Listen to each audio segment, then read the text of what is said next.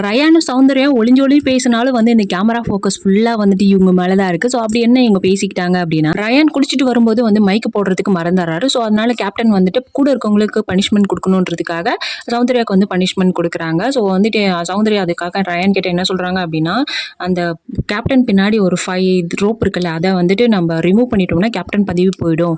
அத நம்ம ஈஸியா இன்னைக்கு ரிமூவ் பண்ணியிருக்கலாம். தர்ஷிகா வந்து அத மிஸ் பண்ணிட்டாங்க. ஆனா நான் மிஸ் பண்ண மாட்டேன். எப்படியாவது வந்துட்டு அவரோட பதவியை பறிச்சே ஆகணும். அப்பதான் இன்ட்ரெஸ்டிங்கா போகும் அப்படின்ற மாதிரி டாஸ்க்கை பத்தி தான் வந்துட்டு சௌந்தர்யாவும் ரயானும் வந்து பேசிட்டு இருக்காங்க. ஆனா ரயான் மனசுல வந்துட்டு சௌந்தர்யா எங்கேயோ ஒரு இடத்துல இருக்காங்க போல. ஸோ ரயானுக்கு வந்துட்டு ஒரு ரொமான்டிக் லுக், அவர் பேசுறதெல்லாம் ரொம்ப அழகா, எப்படி சொல்றது, சௌந்தர்யா மேல ஒரு க்ரஷ் இருக்குது அவருக்கு. அது பார்க்கும்போதே தெரியுது. சௌந்தர்யா வந்துட்டு வெளியில வந்து லவ் பண்றாங்க, வெளியில அவங்களுக்கு ஒரு ஆள் இருக்கு அப்படின்னு வந்துட்டு நிறைய பேர் சொல்லிட்டு இருந்தாங்க.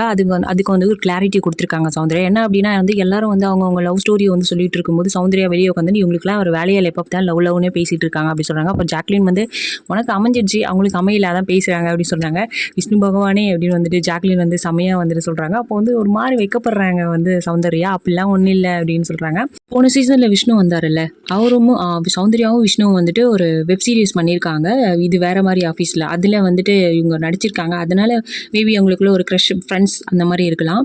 விஷ்ணுகிட்டையும் இன்டர்வியூ எடுத்த போது ஃப்ரெண்ட்ஸ் அப்படின்னு தான் சொன்னாங்க. மேபி அவங்களுக்குள்ள என்ன இருக்குது அப்படின்றது தெரியல. உடனே ரயான் வந்து ஷாக் ஆகுறாரு. அப்படியே லவ் பண்ணுறியா அப்படின்ற மாதிரி வந்து கேட்டார்.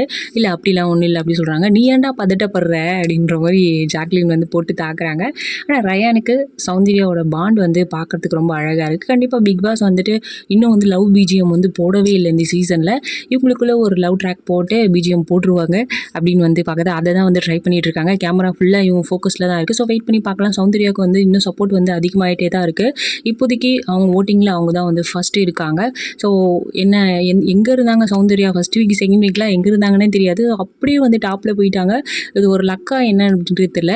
சௌந்தர்யா இன்னும் வந்து கேமில் ஃபோக்கஸ் பண்ணாங்க அப்படின்னா கண்டிப்பாக வந்து டைட்டில் வின் பண்ணுறதுக்கான வாய்ப்புகளும் அதிகமாக இருக்குது. ஸோ உங்களுக்கு சௌந்தர்யா பிடிக்குமா இல்லை முத்து பிடிக்குமா? யார் டைட்டில் வின் பண்ணுறதுக்கான வாய்ப்புகள் அதிகமாக இருக்குது அப்படின்றத கமெண்ட்ல சொல்லுங்கள்.